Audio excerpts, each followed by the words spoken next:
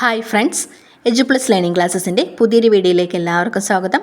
ഇന്നത്തെ ക്ലാസ്സിൽ നമ്മൾ ഡിസ്കസ് ചെയ്യാൻ പോകുന്നത് 9ാം ക്ലാസ്സിലെ സയൻസിൻ്റെ ഭാഗത്തുള്ള കെമിസ്ട്രിയിലെ 5ാമത്തെ ലെസൺ മുതലാണ്. ഈ ഒരു ക്ലാസ്സോടുകൂടെ കെമിസ്ട്രി കംപ്ലീറ്റ് ചെയ്യാമെന്ന് കരുതുന്നു. നമുക്ക് നോക്കാം. 5ാമത്തെ ലെസൺ ആസിഡുകൾ, ബേസുകൾ, ലവണങ്ങൾ. ആസിഡുകൾ പ്രവർത്തനശേഷി കൂടിയ ലോഹങ്ങളുമായി പ്രവർത്തിക്കുമ്പോൾ ഹൈഡ്രജൻ വാതകമാണ് ഉണ്ടാകുന്നത്. ആസിഡുകൾ പ്രവർത്തനശേഷി കൂടിയ ലോഹങ്ങളുമായി പ്രവർത്തിക്കുമ്പോൾ ഹൈഡ്രജൻ വാതകം ഉണ്ടാകുന്നു. ആസിഡുകൾ കാർബണേറ്റുകളുമായി പ്രവർത്തിക്കുമ്പോൾ കാർബൺ ഡൈ ഓക്സൈഡ് വാതകമാണ് സ്വതന്ത്രമാകുന്നത്. ആസിഡുകൾ കാർബണേറ്റുകളുമായി പ്രവർത്തിക്കുമ്പോൾ കാർബൺ ഡൈ ഓക്സൈഡ് വാതകമാണ് സ്വതന്ത്രമാകുന്നത്. ജലീയ ലായനിയിൽ ഹൈഡ്രജൻ അയോണുകളുടെ ഗാഢത വർദ്ധിപ്പിക്കാൻ കഴിയുന്ന പദാർത്ഥങ്ങളാണ് ആസിഡുകൾ. ജലീയ ലായനിയിൽ ഹൈഡ്രജൻ അയോണുകളുടെ ഗാഢത വർദ്ധിപ്പിക്കാൻ കഴിയുന്ന പദാർത്ഥങ്ങളാണ് ആസിഡുകൾ. ഹൈഡ്രജൻ അയോണുകൾക്ക് സ്ഥിരതയില്ലാത്തതിനാൽ ഇവ H2O തന്മാത്രകളുമായി ചേർന്ന് H3O+ ഹൈഡ്രോണിയം അയോണുകൾ ഉണ്ടാകുന്നു. ഹൈഡ്രജൻ അയോണുകൾക്ക് സ്ഥിരതയില്ല, അതുകൊണ്ട് H2O തന്മാത്രകളുമായി ചേർന്ന് H3O+ ഹൈഡ്രോണിയം അയോണുകൾ രൂപപ്പെടുന്നു. മിനറൽ ആസിഡുകളാണ് hydrochloric acid, sulphuric acid, nitric acid. Mineral ആസിഡുകളാണ് hydrochloric acid, sulphuric acid, nitric acid. ഒരു ആസിഡ് തന്മാത്രയ്ക്ക് പ്രദാനം ചെയ്യാൻ കഴിയുന്ന ഹൈഡ്രജൻ അയോണുകളുടെ എണ്ണമാണ് അതിൻ്റെ ബേസികത എന്ന് പറയുന്നത്. ഒരു ആസിഡ് തന്മാത്രയ്ക്ക് പ്രദാനം ചെയ്യാൻ കഴിയുന്ന ഹൈഡ്രജൻ അയോണുകളുടെ എണ്ണമാണ് അതിൻ്റെ ബേസികത. ബേസികത 1 ആണെങ്കിൽ അതിനെ ഏക ബേസിക ആസിഡ് അല്ലെങ്കിൽ മോണോ ബേസിക് ആസിഡ് എന്ന് പറയുന്നു. ബേസികത 1 ആണെങ്കിൽ അതാണ് ഏക ബേസിക ആസിഡ് അല്ലെങ്കിൽ മോണോ ബേസിക് ആസിഡ്. ബേസികത 2 ആണെങ്കിൽ ദ്വിബേസിക ആസിഡ് അല്ലെങ്കിൽ ഡൈ ബേസിക് ആസിഡ് എന്ന് പറയുന്നു. ബേസികത 3 ആണെങ്കിൽ ത്രിബേസിക ആസിഡ് എന്നാണ് പറയുക. അലോഹ ഓക്സൈഡുകൾ ജലവുമായി പ്രവർത്തിച്ചുണ്ടാകുന്ന പദാർത്ഥങ്ങൾ ആസിഡ് ഗുണം കാണിക്കുന്നവയായിരിക്കും. അലോഹ ഓക്സൈഡുകൾ ജലവുമായി പ്രവർത്തിച്ചുണ്ടാകുന്ന പദാർത്ഥങ്ങൾക്ക് ആസിഡ് ഗുണം ഉണ്ടായിരിക്കും. അമ്ലമഴയ്ക്ക് കാരണമായിട്ടുള്ളത് സൾഫർ ഡയോക്സൈഡും നൈട്രജൻ ഓക്സൈഡുകളുമാണ്. അമ്ലമഴയ്ക്ക് കാരണം സൾഫർ ഡയോക്സൈഡും നൈട്രജൻ ഓക്സൈഡുകളുമാണ്. ലോഹ ഓക്സൈഡുകൾ പൊതുവെ ബേസിക് സ്വഭാവം കാണിക്കുന്നവയാണ്. ലോഹ ഓക്സൈഡുകൾ ബേസിക് സ്വഭാവം കാണിക്കുന്നവയാണ്. ജലത്തിൽ ലയിക്കുന്ന ബേസുകളാണ് ആൽക്കലികൾ. ജലത്തിൽ ലയിക്കുന്ന ബേസുകളാണ് ആൽക്കലികൾ. എല്ലാ ബേസുകളും ആൽക്കലികളല്ല. ആസിഡിൻ്റെയും ബേസിൻ്റെയും സ്വഭാവമുള്ള ലോഹ ഓക്സൈഡുകളെയാണ് ആംഫോടെറിക് ഓക്സൈഡ് എന്ന് പറയുന്നത്. ജലത്തിൽ ലയിക്കുന്ന ബേസുകളാണ് ആൽക്കലികൾ. എല്ലാ ബേസുകളും ആൽക്കലികളല്ല. ആസിഡിൻ്റെയും ബേസിൻ്റെയും സ്വഭാവമുള്ള ലോഹ ഓക്സൈഡുകളെയാണ് ആംഫോടെറിക് ഓക്സൈഡ് എന്ന് പറയുന്നത്.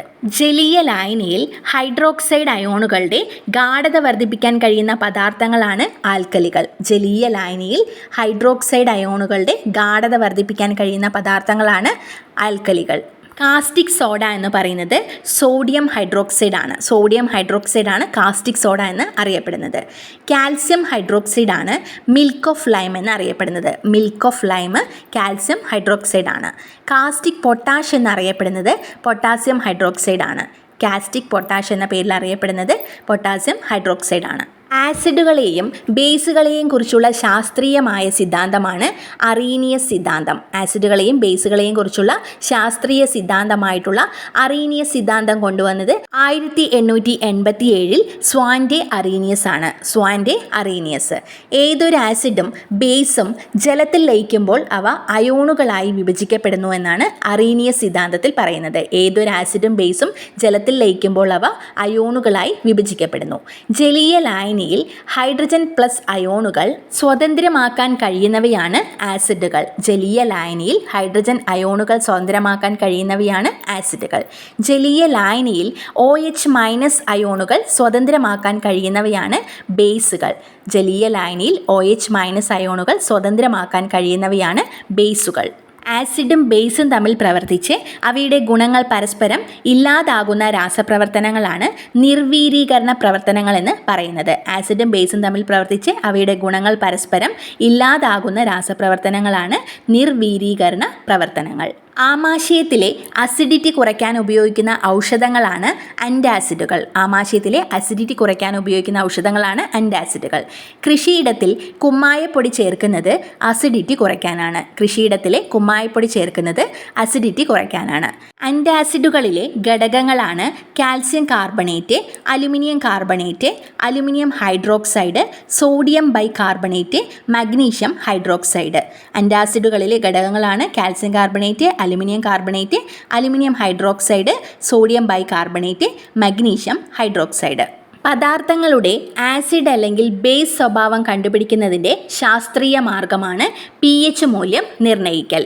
pH സ്കെയിൽ ആവിഷ്കരിച്ചത് ഡാനിഷ് ശാസ്ത്രജ്ഞനായിട്ടുള്ള സൊറൻസൻ ആണ്. pH സ്കെയിൽ ആവിഷ്കരിച്ച വ്യക്തി ഡാനിഷുകാരനായിട്ടുള്ള സൊറൻസൻ ആണ്. ലായനിയിലെ ഹൈഡ്രജൻ പ്ലസ് അയോണിൻ്റെ ഗാഢത അടിസ്ഥാനമാക്കിയാണ് pH സ്കെയില് രൂപപ്പെടുത്തിയിരിക്കുന്നത്. pH സ്കെയിലിൽ 7 എന്നുള്ള നമ്പർ നിർവീര്യത്തെയും 7-ൽ കുറവുള്ളത് ആസിഡിനെയും 7-ൽ കൂടുതലുള്ളത് ബേസിനെയുമാണ് കാണിക്കുന്നത്. ലായനികളുടെ pH മൂല്യം കാണാൻ pH പേപ്പർ, pH ലായനി, pH മീറ്റർ എന്നിവ ഉപയോഗിക്കാം. ലായനികളുടെ pH മൂല്യം കാണാനായിട്ട് pH പേപ്പർ, pH ലായനി, pH മീറ്റർ എന്നിവ ഉപയോഗിക്കാം. ജലീയ ലായനികളുടെ pH നിർണ്ണയിക്കാൻ ഉപയോഗിക്കുന്ന ഒരു ഉപകരണമാണ് pH മീറ്റർ. ജലീയ ലായനികളുടെ pH നിർണ്ണയിക്കാൻ ഉപയോഗിക്കുന്ന ഒരു ഉപകരണമാണ് pH മീറ്റർ. pH മീറ്ററിലെ പ്രോബിനെ ലായനിയിൽ മുക്കി വയ്ക്കുന്നു. അതിലുള്ള സെൻസറാണ് pH നിർണ്ണയിക്കുന്നത്. സാധാരണ കൃഷിക്ക് അനുയോജ്യമായിട്ടുള്ള pH 6.5 മുതൽ 7.2 വരെയാണ്. കൃഷിക്ക് അനുയോജ്യമായ pH 6.5 മുതൽ 7.2 വരെയാണ്. ക്യാരറ്റിലും ക്യാബേജിലുമുള്ള pH 7 മുതൽ 8 വരെയാണ്. ക്യാരറ്റിലും ക്യാബേജിലും 7 മുതൽ 8 വരെയാണ് pH ഉള്ളത്. ഉരുളക്കിഴങ്ങിൽ 5 ആണ് pH. ഉരുളക്കിഴങ്ങിലെ pH 5 ആണ്. ആസിഡും ആൽക്കലിയും പൂർണ്ണമായി പ്രവർത്തിച്ച് ലവണവും ജലവും ഉണ്ടാകുന്ന പ്രവർത്തനമാണ് നിർവീരീകരണം എന്ന് പറയുന്നത്. ആസിഡും ആൽക്കലിയും പൂർണ്ണമായും പ്രവർത്തിച്ച് ലവണവും ജലവും ഉണ്ടാകുന്ന പ്രവർത്തനമാണ് നിർവീരീകരണം. ലവണങ്ങൾ അയോണിക സംയുക്തങ്ങളാണ്. ലവണങ്ങൾ വൈദ്യുതപരമായി നിർവീര്യമാണ്. ലവണങ്ങളിലെ പോസിറ്റീവ് അയോണുകളുടെയും നെഗറ്റീവ് അയോണുകളുടെയും ചാർജുകളുടെ തുക 0 ലവണങ്ങൾ അയോണിക സംയുക്തങ്ങളാണ്, വൈദ്യുതപരമായി നിർവീര്യമാണ്. രാസവളമായി ഉപയോഗിക്കുന്ന ലവണങ്ങളാണ് ammonium sulphate, potassium chloride, sodium nitrate. രാസവളമായി ഉപയോഗിക്കുന്ന ലവണങ്ങളാണ് ammonium sulphate, potassium chloride, sodium nitrate. കറിയുപ്പ് എന്ന് പറയുന്നത് സോഡിയം ക്ലോറൈഡ് ആണ്. ശീതമിശ്രിത നിർമ്മാണത്തിന് സോഡിയം ക്ലോറൈഡ് ഉപയോഗിക്കുന്നു. പൊട്ടാസ്യം ക്ലോറൈഡ് ആണ് ഇന്ദുപ്പ്. സോഡിയം ക്ലോറൈഡ് കറിയുപ്പും പൊട്ടാസ്യം ക്ലോറൈഡ് ആണ് ഇന്ദുപ്പ്. തുരിശ് എന്നറിയപ്പെടുന്നത് കോപ്പർ സൾഫേറ്റ് ആണ്. തുരിശ് കോപ്പർ സൾഫേറ്റ് ആണ്. കുമിൾനാശിനിയായിട്ട് കോപ്പർ സൾഫേറ്റ് ഉപയോഗിക്കാറുണ്ട്. അപ്പക്കാരം എന്നറിയപ്പെടുന്നത് സോഡിയം ബൈകാർബണേറ്റ് ആണ്. സോഡിയം ബൈകാർബണേറ്റ് ആണ് അപ്പക്കാരം.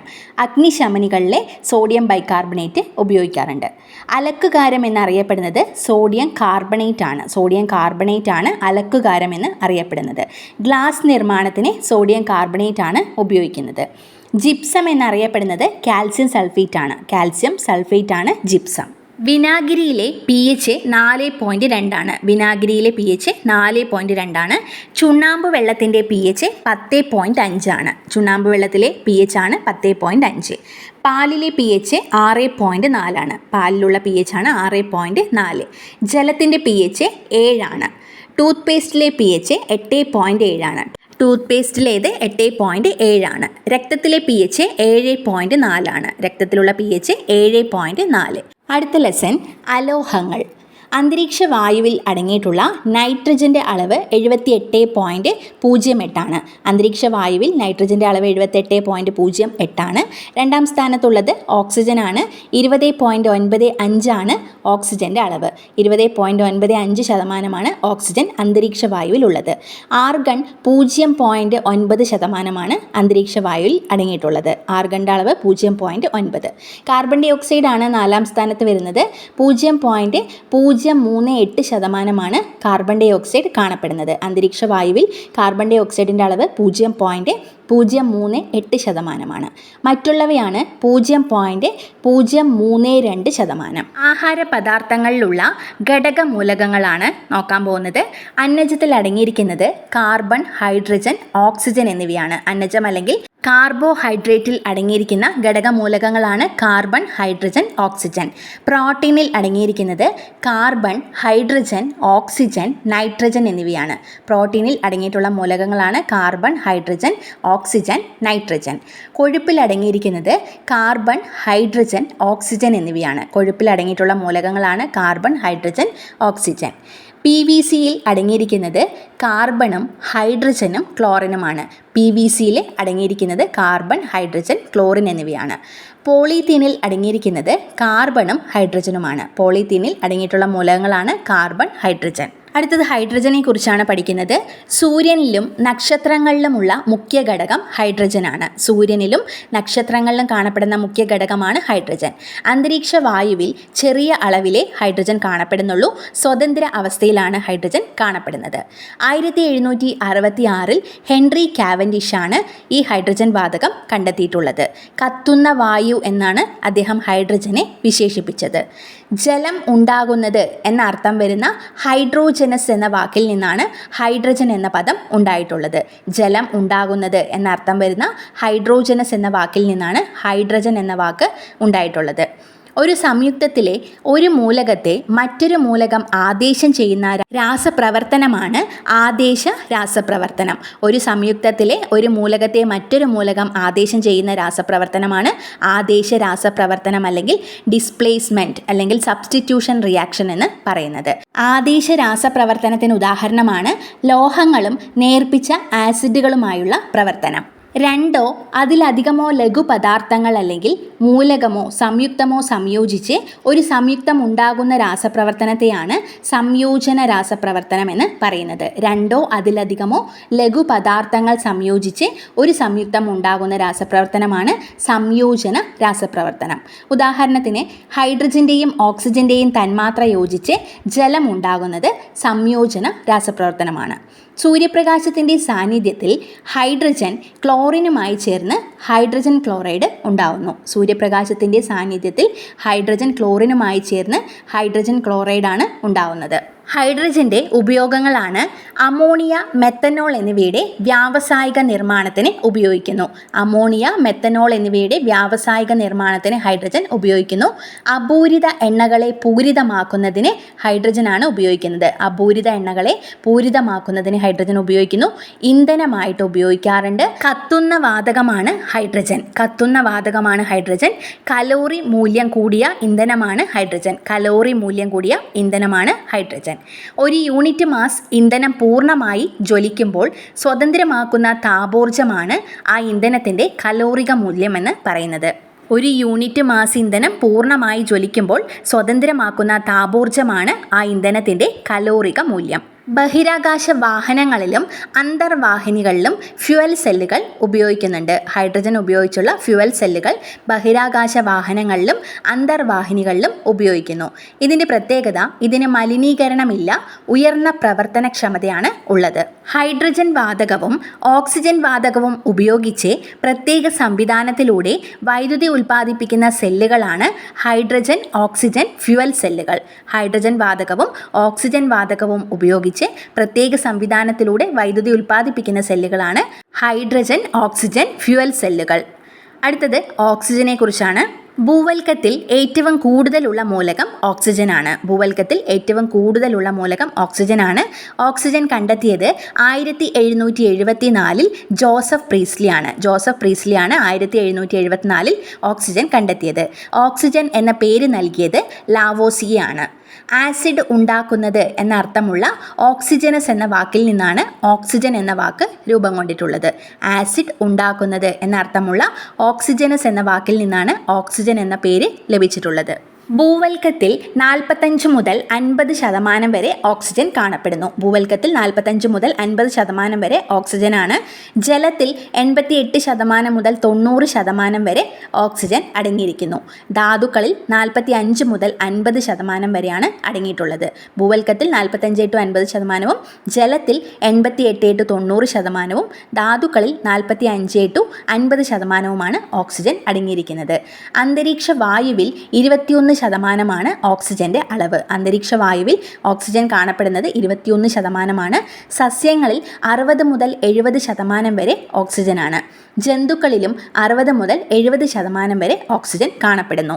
ഒരു സംയുക്തം വിഘടിച്ച് രണ്ടോ അതിലധികമോ ഉൽപ്പന്നങ്ങൾ ഉണ്ടാകുന്ന രാസപ്രവർത്തനമാണ് വിഘടനം എന്ന് പറയുന്നത്. ഒരു സംയുക്തം വിഘടിച്ച് രണ്ടോ അതിലധികമോ ഉൽപ്പന്നങ്ങൾ ഉണ്ടാകുന്ന രാസപ്രവർത്തനമാണ് വിഘടനം അല്ലെങ്കിൽ ഡീകമ്പോസിഷൻ. ഒരു പദാർത്ഥം ഓക്സിജനിൽ കത്തുന്ന പ്രവർത്തനമാണ് ജ്വലനം. ഒരു പദാർത്ഥം ഓക്സിജനിൽ കത്തുന്ന പ്രവർത്തനമാണ് ജ്വലനം. അലുമിനിയം, അയൺ എന്നീ ലോഹങ്ങൾക്ക് തിളക്കം ഇല്ലാതാവുന്നതിന് കാരണം ഓക്സിജൻ ലോഹങ്ങളുമായി പ്രവർത്തിച്ച് അവയുടെ ഓക്സൈഡുകളായി മാറുന്നതുകൊണ്ടാണ്. അലുമിനിയം, അയൺ എന്നീ ലോഹങ്ങൾക്ക് തിളക്കം ഇല്ലാതാവാൻ കാരണം ഓക്സിജൻ ലോഹങ്ങളുമായി പ്രവർത്തിച്ചുകൊണ്ട് അവയുടെ ഓക്സൈഡുകളായി മാറുന്നതുകൊണ്ടാണ്. ഓക്സിജന്റെ ഉപയോഗങ്ങളാണ്: ജ്വലനത്തിന് ഉപയോഗിക്കുന്നു, റോക്കറ്റ് ഇന്ധനങ്ങളിൽ ഓക്സീകാരിയായി ഉപയോഗിക്കുന്നു, കൃത്രിമ ശ്വസനത്തിന് ഉപയോഗിക്കുന്നു. ജ്വലനത്തിനായി ഓക്സിജനാണ് ഉപയോഗിക്കുന്നത്. റോക്കറ്റ് ഇന്ധനങ്ങളിൽ ഓക്സീകാരിയായി ഉപയോഗിക്കുന്നത് ഓക്സിജനാണ്. കൃത്രിമ ശ്വസനത്തിന് ഉപയോഗിക്കുന്നതും ഓക്സിജനാണ്. അടുത്തത് ഓസോൺ ആണ്. O3 ആണ് ഓസോൺ എന്ന് പറയുന്നത്. സ്ട്രാറ്റോസ്ഫിയറിലാണ് ഓസോൺ കാണപ്പെടുന്നത്. O2 അല്ലെങ്കിൽ ഓക്സിജൻ ഊർജം കൂടുതലുള്ള അൾട്രാ വയലറ്റ് കിരണത്തിൻ്റെ പ്രവർത്തന ഫലമായി O1 ആയി മാറുകയും ഓക്സിജനും O1 കൂടെ ചേർന്ന് O3 ആയി രൂപപ്പെടുകയും ചെയ്യുന്നു. അങ്ങനെയാണ് ഓസോൺ രൂപീകരണം നടക്കുന്നത്. O3 ഊർജം കുറഞ്ഞ അൾട്രാ വയലറ്റ് കിരണത്തെ ആഗിരണം ചെയ്തുകൊണ്ട് ഓക്സിജനായി മാറുന്നു. റെഫ്രിജറേറ്ററുകൾ, AC എന്നിവ തണുപ്പിക്കാനായി ഉപയോഗിക്കുന്നത് ക്ലോറോ ഫ്ലൂറോ കാർബണുകളാണ്. ACയും ഫ്രിഡ്ജും തണുപ്പിക്കാനായി ഉപയോഗിക്കുന്നത് CFC ആണ്. ഈ CFC ആണ് ഓസോൺ ലെയർ ഡിപ്ലീഷന് കാരണമാകുന്നത്. ക്ലോറിൻ വാതകം O3യെ വിഘടിപ്പിച്ച് O2 ആക്കി മാറ്റുന്നു. ഓസോൺ ഡേ ആയി ആചരിക്കുന്നത് സെപ്റ്റംബർ 16 ആണ്. ഓസോൺ ദിനമായി ആചരിക്കുന്നത് സെപ്റ്റംബർ 16 ആണ്. അന്തരീക്ഷത്തിലെ പാളികളാണ് troposphere, stratosphere, mesosphere, thermosphere, exosphere. ഭൂമിയുടെ ഉപരിതലത്തിൽ നിന്ന് 8 കിലോമീറ്റർ മുതൽ 14.5 കിലോമീറ്റർ വരെയാണ് ട്രോപ്പോസ്ഫിയർ വ്യാപിച്ചു കിടക്കുന്നത്. 50 കിലോമീറ്ററിന് മുകളിലാണ് സ്ട്രാറ്റോസ്ഫിയർ. 85 കിലോമീറ്ററിന് മുകളിലായിട്ടാണ് മീസോസ്ഫിയർ കാണപ്പെടുന്നത്. 600 കിലോമീറ്ററിന് മുകളിലായിട്ടാണ് തെർമോസ്ഫിയർ കാണപ്പെടുന്നത്. എക്സോസ്ഫിയർ എന്ന് പറയുന്നത് 10,000 കിലോമീറ്ററിന് മുകളിലാണ്. അടുത്തത് നൈട്രജനെ കുറിച്ചാണ്. അന്തരീക്ഷ വായുവിലെ മുഖ്യ ഘടകം നൈട്രജനാണ്. അന്തരീക്ഷ വായുവിലെ മുഖ്യ ഘടകമാണ് നൈട്രജൻ. ത്രിബന്ധനമായതുകൊണ്ട് നിഷ്ക്രിയമാണ്. നൈട്രജൻ ത്രിബന്ധനമാണ്, അതുകൊണ്ട് നിഷ്ക്രിയമാണ്. ജ്വലന നിരക്ക് നിയന്ത്രിക്കുന്നത് നൈട്രജനാണ്. ജ്വലനത്തിൻ്റെ നിരക്ക് നിയന്ത്രിക്കുന്നത് നൈട്രജനാണ്. സസ്യവളർച്ചയ്ക്ക് ആവശ്യമായിട്ടുള്ളതാണ് നൈട്രജൻ. ഇടിമിന്നൽ ഉണ്ടാവുമ്പോൾ ത്രിബന്ധനം വിച്ഛേദിച്ചുകൊണ്ട് നൈട്രജൻ അന്തരീക്ഷ ഓക്സിജനുമായി സംയോജിക്കുകയും നൈട്രിക് ഓക്സൈഡായി മാറുകയും ചെയ്യുന്നു. ഈ നൈട്രിക് ഓക്സൈഡും ഓക്സിജനും ചേർന്നാണ് നൈട്രജൻ ഡയോക്സൈഡ് ഉണ്ടാവുന്നത്. നൈട്രജൻ ഡയോക്സൈഡ് ഓക്സിജൻ്റെ സാന്നിധ്യത്തിൽ മഴവെള്ളത്തിൽ ലയിച്ചുകൊണ്ട് നൈട്രിക് ആസിഡായി മണ്ണിലെത്തുന്നു. പയർ ചെടിയുടെ വേരുകളിൽ കാണപ്പെടുന്ന ബാക്ടീരിയയാണ് റൈസോബിയം ബാക്ടീരിയ. പയർ ചെടിയുടെ വേരിൽ കാണപ്പെടുന്ന ബാക്ടീരിയയാണ് റൈസോബിയം ബാക്ടീരിയ. നൈട്രജൻ്റെ ഉപയോഗങ്ങളാണ്: നൈട്രജൻ വളനിർമ്മാണത്തിന് ഉപയോഗിക്കുന്നു. വാഹനങ്ങളുടെ ടയറുകളിൽ നിറയ്ക്കാനായിട്ട് നൈട്രജൻ ഉപയോഗിക്കാറുണ്ട്. വാഹനങ്ങളുടെ ടയറുകളിൽ നിറയ്ക്കാൻ ഉപയോഗിക്കുന്നു. ദ്രവീകരിച്ച നൈട്രജൻ ശീതീകാരിയായിട്ട് ഉപയോഗിക്കാറുണ്ട്. ആഹാര പാക്കറ്റുകളിൽ ഓക്സിജൻ്റെ സാന്നിധ്യം ഒഴിവാക്കാനായിട്ട് നൈട്രജനാണ് ഉപയോഗിക്കുന്നത്. അടുത്തത് ക്ലോറിനാണ്. ബ്ലീച്ചിങ് പൗഡറിലെ പ്രധാന ഘടകം ക്ലോറിനാണ്. ബ്ലീച്ചിങ് പൗഡറിലെ പ്രധാന ഘടകം ക്ലോറിനാണ്. പ്രകൃതിയിൽ സ്വതന്ത്ര അവസ്ഥയിലല്ല ക്ലോറിൻ കാണപ്പെടുന്നത്. 1774 കാൾ വില്യം ഷീലയാണ് ക്ലോറിൻ കണ്ടെത്തിയത്. 1774 കാൾ വില്യം ഷീലയാണ് ക്ലോറിൻ വാതകം കണ്ടുപിടിച്ചത്. 1810 ഹംഫ്രി ഡേവിയാണ് ക്ലോറിൻ ഒരു മൂലകമാണ് എന്ന് സ്ഥിരീകരിച്ചത്. 1810 ഹംഫ്രി ഡേവിയാണ് ക്ലോറിൻ ഒരു മൂലകമാണെന്ന് സ്ഥിരീകരിച്ചത്. പച്ച കലർന്ന കലർന്ന മഞ്ഞ എന്ന അർത്ഥം വരുന്ന ക്ലോറോസ് എന്ന പദത്തിൽ നിന്നാണ് ക്ലോറിൻ എന്ന വാക്ക് രൂപം കൊണ്ടിട്ടുള്ളത്. പച്ച കലർന്ന മഞ്ഞ എന്ന അർത്ഥം വരുന്ന ക്ലോറോസ് എന്ന പദത്തിൽ നിന്നാണ് ക്ലോറിൻ എന്ന വാക്ക് രൂപം കൊണ്ടിട്ടുള്ളത്. ക്ലോറിൻ വാതകത്തെ ജലത്തിലൂടെ കടത്തിവിടുന്നത് ക്ലോറിനോടൊപ്പം പുറത്തു വരുന്ന ഹൈഡ്രജൻ ക്ലോറൈഡ് ബാഷ്പത്തെ ജലത്തിൽ ലയിപ്പിച്ച് നീക്കം ചെയ്യാനാണ്. ക്ലോറിൻ വാതകത്തെ ജലത്തിലൂടെ കടത്തിവിടുന്നത് ക്ലോറിനോടൊപ്പം പുറത്തു വരുന്ന ഹൈഡ്രജൻ ക്ലോറൈഡ് ബാഷ്പത്തെ ജലത്തിൽ ലയിപ്പിച്ച് നീക്കം ചെയ്യാൻ വേണ്ടിയാണ്. ക്ലോറിനോടൊപ്പം ഉണ്ടാകുന്ന ജലബാഷ്പം നീക്കം ചെയ്യാൻ ക്ലോറിനെ ഗാഢ സൾഫ്യൂരിക് ആസിഡിലൂടെ കടത്തിവിട്ടാൽ മതി. ക്ലോറിനോടൊപ്പം ഉണ്ടാകുന്ന ജലബാഷ്പത്തെ നീക്കം ചെയ്യാനായിട്ട് ക്ലോറിനെ ഗാഢ സൾഫ്യൂരിക് ആസിഡിലൂടെ കടത്തിവിട്ടാൽ മതിയാകും. ഒന്നാം ലോക മഹായുദ്ധകാലത്ത് ജർമ്മനി ഉപയോഗിച്ചിരുന്ന രാസായുധങ്ങളിൽ പ്രധാനപ്പെട്ടത് ക്ലോറിൻ ആയിരുന്നു. ജലശുദ്ധീകരണത്തിനുള്ള അണുനാശിനിയായിട്ട് ക്ലോറിൻ ഉപയോഗിക്കാറുണ്ട്. ക്ലോറിൻ്റെ ബ്ലീച്ചിങ് പ്രവർത്തനം ഈർപ്പത്തിൻ്റെ സാന്നിധ്യത്തിൽ മാത്രമാണ് നടക്കുന്നത്. ക്ലോറിൻ്റെ ബ്ലീച്ചിങ് പ്രവർത്തനം നടക്കണമെങ്കിൽ ഈർപ്പത്തിൻ്റെ സാന്നിധ്യം ഉണ്ടായിരിക്കണം. ഹൈപ്പോക്ലോറസ് ആസിഡ് ഒരു അസ്ഥിര സംയുക്തമാണ്. ഹൈപ്പോക്ലോറസ് ആസിഡ് എന്ന് പറയുന്നത് ഒരു അസ്ഥിര സംയുക്തമാണ്. സോഡിയം ക്ലോറൈഡാണ് കറിയുപ്പ് എന്ന് അറിയപ്പെടുന്നത്. ക്ലോറിൻ്റെ ഉപയോഗങ്ങളാണ്: ബ്ലീച്ചിങ്ങിന് ഉപയോഗിക്കുന്നു, കീടനാശിനി നിർമ്മിക്കാൻ ഉപയോഗിക്കുന്നു, തുണികളിലെയും മറ്റും കറ കളയാനായിട്ട് ക്ലോറിൻ ഉപയോഗിക്കാറുണ്ട്, ജലശുദ്ധീകരണത്തിന് ഉപയോഗിക്കുന്നു, ബ്ലീച്ചിങ് പൗഡർ നിർമ്മാണത്തിന് ഉപയോഗിക്കുന്നു.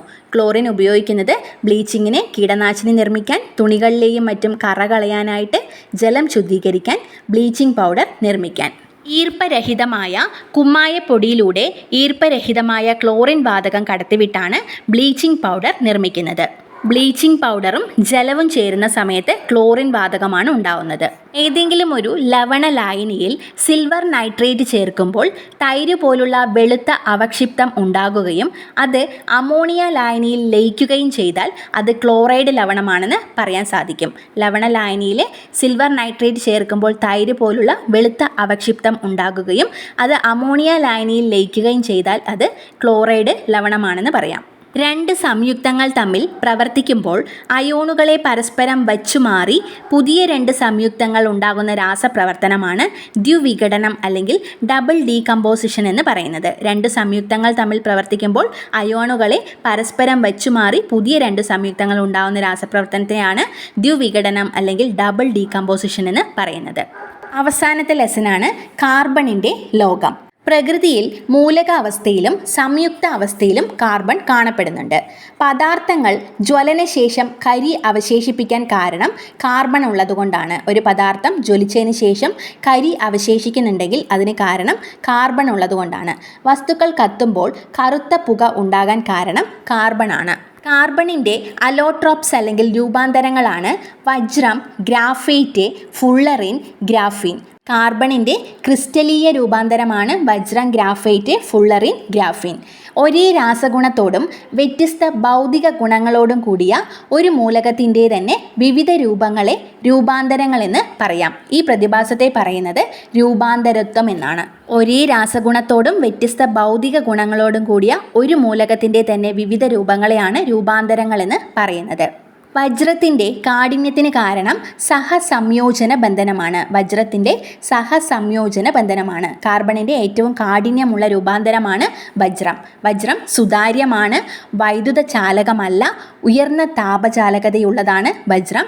ഉയർന്ന അപവർത്തനാങ്കമുള്ളതും വജ്രത്തിനാണ്. വജ്രത്തിലെ വ്യാജനെ തിരിച്ചറിയാൻ ഉയർന്ന താപചാലകത എന്ന ഗുണമാണ് ഉപയോഗിക്കുന്നത്. ഉയർന്ന അപവർത്തനാങ്കം വജ്രത്തിനുണ്ട്. ആഭരണ നിർമ്മാണത്തിനും ഗ്ലാസ് മുറിക്കാനും വജ്രം ഉപയോഗിക്കുന്നു. ആഭരണ നിർമ്മാണത്തിനും ഗ്ലാസ് മുറിക്കാനും വജ്രം ഉപയോഗിക്കാറുണ്ട്. കാർബണിന് ചുറ്റുമുള്ള 4 ആറ്റങ്ങളുമായിട്ട് സഹസംയോജന ബന്ധമാണ് വജ്രത്തിലുള്ളത്. വജ്രത്തിൽ പൂർണ്ണ ആന്തര പ്രതിഫലനമാണ് നടക്കുന്നത്. ബോറോണിൻ്റെ സാന്നിധ്യം വജ്രത്തിന് നീല നിറം നൽകും. ബോറോണിൻ്റെ സാന്നിധ്യം നീല നിറവും നൈട്രജൻ്റെ സാന്നിധ്യം മഞ്ഞ നിറവും നൽകുന്നു. കാർബണിൻ്റെ ഏറ്റവും മൃദുവായ ക്രിസ്റ്റലീയ രൂപാന്തരമാണ് ഗ്രാഫൈറ്റ്. കാർബണിൻ്റെ ഏറ്റവും മൃദുവായ ക്രിസ്റ്റലീയ രൂപാന്തരമാണ് ഗ്രാഫൈറ്റ്. ഇതിൻ്റെ പ്രത്യേകത മൃദുവും തെന്നി മാറുന്നതുമാണ്. ചാരനിറത്തിലാണ് കാണപ്പെടുന്നത്. വൈദ്യുത ചാലകമാണ്. ബാഷ്പീകരണശീലം ഇല്ല. ഗ്രാഫൈറ്റ് മൃദുവും തെന്നിമാറുന്നതുമാണ്. ചാരനിറത്തിലാണ് ഗ്രാഫൈറ്റ് കാണപ്പെടുന്നത്. വൈദ്യുത ചാലകമാണ്. ബാഷ്പീകരണശീലം ഇല്ല. ഗ്രാഫൈറ്റിൻ്റെ ഉപയോഗം പെൻസിൽ ലെഡ് നിർമ്മിക്കാൻ ഉപയോഗിക്കുന്നു. പെൻസിൽ ലെഡ് നിർമ്മിക്കാൻ ഉപയോഗിക്കുന്നത് ഗ്രാഫൈറ്റ് ആണ്. ഡ്രൈ സെല്ലിലെ ഇലക്ട്രോഡുകൾ നിർമ്മിക്കുന്നു. ഖരാവസ്ഥയിലുള്ള സ്നേഹകമായി ഉപയോഗിക്കുന്നു. ഗ്രാഫൈറ്റിൻ്റെ ഉപയോഗങ്ങളാണ്: പെൻസിൽ ലെഡ് നിർമ്മിക്കാൻ ഉപയോഗിക്കുന്നു, ഡ്രൈ സെല്ലിലെ ഇലക്ട്രോഡുകൾ നിർമ്മിക്കുന്നു, ഖരാവസ്ഥയിലുള്ള സ്നേഹകമായി ഉപയോഗിക്കുന്നു. കാർബണിലെ 3 ആറ്റങ്ങളുമായി സഹസംയോജന ബന്ധത്തിലൂടെയാണ് ഗ്രാഫൈറ്റ് രൂപം കൊള്ളുന്നത്. പാളികൾ ഒന്നിനു മുകളിൽ ഒന്നായി അടുക്കി വെച്ച തരത്തിലുള്ള ഘടനയാണ് ഗ്രാഫൈറ്റിനുള്ളത്. ഓരോ പാളിയും ഷഡ്ഭുജങ്ങളാൽ നിർമ്മിതമാണ്. ഓരോ പാളിയും ഷഡ്ഭുജങ്ങൾ കൊണ്ടാണ് നിർമ്മിച്ചിട്ടുള്ളത്. പാളികൾക്കിടയിൽ സഹസംയോജന ബന്ധം ഇല്ല. ദുർബലമായിട്ടുള്ള വാൻ ഡെർ വാൾസ് ഭൗതിക ബലമാണ് ഉള്ളത്. പാളികൾക്കിടയിലെ ദുർബലമായ വാൻ ഡെർ വാൾസ് ഭൗതിക ബലമാണ് ഉള്ളത്. അതുകൊണ്ട് തന്നെ ഇത് തെന്നി നീങ്ങും. എഴുതാൻ കഴിയുന്നത് എന്ന അർത്ഥം വരുന്ന ഗ്രാഫീൻ എന്ന ലാറ്റിൻ വാക്കിൽ നിന്നാണ് ഗ്രാഫൈറ്റ് എന്ന വാക്ക് രൂപം കൊണ്ടിട്ടുള്ളത്. എഴുതാൻ കഴിയുന്നത് എന്ന അർത്ഥം വരുന്ന ലാറ്റിൻ പദമായിട്ടുള്ള ഗ്രാഫീൻ എന്ന വാക്കിൽ നിന്നാണ് ഗ്രാഫൈറ്റ് എന്ന പദം രൂപം കൊണ്ടിട്ടുള്ളത്. ക്രിസ്റ്റൽ ആകൃതി ഇല്ലാത്ത കാർബണിൻ്റെ രൂപാന്തരമാണ് അമോർഫസ് കാർബൺ. ക്രിസ്റ്റൽ ആകൃതി ഇല്ലാത്ത കാർബണിൻ്റെ രൂപാന്തരമാണ് അമോർഫസ് കാർബൺ. അതിനുദാഹരണമാണ് കോക്ക്, കൽക്കരി, മരക്കരി, എല്ലുകരി. അമോർഫസ് കാർബണിന് ഉദാഹരണമാണ് കോക്ക്, കൽക്കരി, മരക്കരി, എല്ലുകരി. പഞ്ചഭുജ ആകൃതിയിലും ഷഡ്ഭുജ ആകൃതിയിലുമുള്ള വലയങ്ങൾ ചേർന്ന പൊള്ളയായ ഗോളീയ രൂപമാണ് ഫുള്ളറീന് ഉള്ളത്. പഞ്ചഭുജ ആകൃതിയിലും ഷഡ്ഭുജ ആകൃതിയിലുമുള്ള വലയങ്ങൾ ചേർന്ന പൊള്ളയായ ഗോളീയ രൂപമാണ് ഫുള്ളറീന് ഉള്ളത്. ബക്കി ബോൾസ് എന്നറിയപ്പെടുന്നത് ഫുള്ളറീനാണ്. ബക്കി ബോൾസ് എന്ന പേരിൽ അറിയപ്പെടുന്നത് ഫുള്ളറീനാണ്. സിലിണ്ടർ ആകൃതിയിലുള്ള ഫുള്ളറീനുകളാണ് കാർബൺ നാനോ ട്യൂബുകളായിട്ട് ഉപയോഗിക്കുന്നത്. സിലിണ്ടർ ആകൃതിയിലുള്ള ഫുള്ളറീനുകളാണ് കാർബൺ നാനോ ട്യൂബുകളായിട്ട് ഉപയോഗിക്കുന്നത്. ഇവയെ ബക്കി ട്യൂബ്സ് എന്നാണ് വിളിക്കുന്നത്. ബക്കി ട്യൂബ്സ്. വിവരവിനിമയ സാങ്കേതിക വിദ്യയിൽ വിപ്ലവം സൃഷ്ടിക്കാൻ ഫുള്ളറീന് സാധിക്കും. ഷഡ്ഭുജ ആകൃതിയിലുള്ള കാർബൺ വലയങ്ങൾ ചേർന്ന ദ്വിമാന പാളിയാണ് ഗ്രാഫീൻ എന്ന് പറയുന്നത്. ഷഡ്ഭുജ ആകൃതിയിലുള്ള കാർബൺ വലയങ്ങൾ ചേർന്ന ദ്വിമാന പാളിയാണ് ഗ്രഫീൻ. ഗ്രാഫൈറ്റിൻ്റെ ഒരു പാളിക്ക് സമാനമാണ് ഒരു ഗ്രഫീൻ എന്ന് പറയുന്നത്.